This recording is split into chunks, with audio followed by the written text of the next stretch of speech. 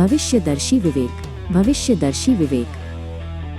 गांव का नाम था प्रेमपुर और यहाँ रहता था एक सीधा साधा आदमी जिसका नाम था विवेक। उसका दिन शुरू होता था सूरज की पहली किरण के साथ और खत्म होता था खेत की मिट्टी पर। विवेक को किसी बड़े सपने की तलाश नहीं थी, बस एक शांत सरल जीवन चाहिए था।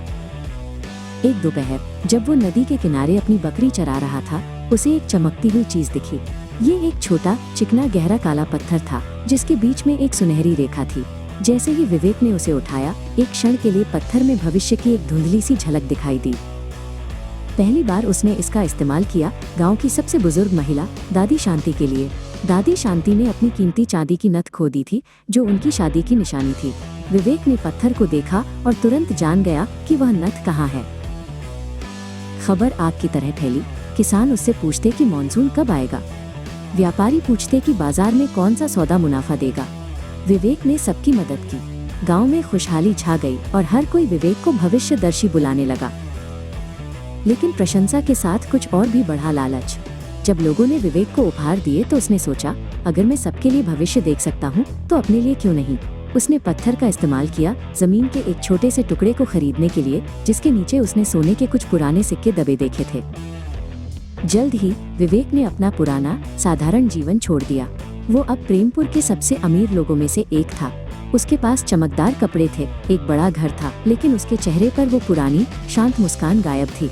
वो दूसरों से दूर रहने लगा। एक दिन एक बड़ा सौदा उसके सामने आया। शहर के एक बड़े व्यापारी ने गांव की सदियों पुरानी जंगल की जमीन खरीदने की पेशकश की।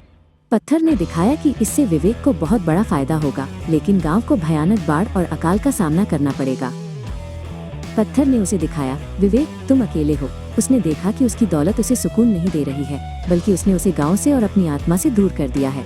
उस पल उसे एहसास हुआ कि उसने भविष्य नहीं बल्कि अपनी मानवता को दांव पर लगा दिया था। विवेक ने तुरंत व्यापारी को मना कर दिया।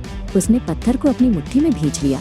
उसने अपनी नई संपत्ति और अपने पुराने मूल्यों के बीच एक कठिन चुनाव किया। उसने फैसला किया कि किसी भी कीमत पर वो प्रेमपुर को बर्बाद नहीं होने देगा। अगली सुबह विवेक ने वो पत्थर गांव के सबसे गहरे कुएं में फेंक दिया। वो अपने पुराने छोटे घर लौट आया।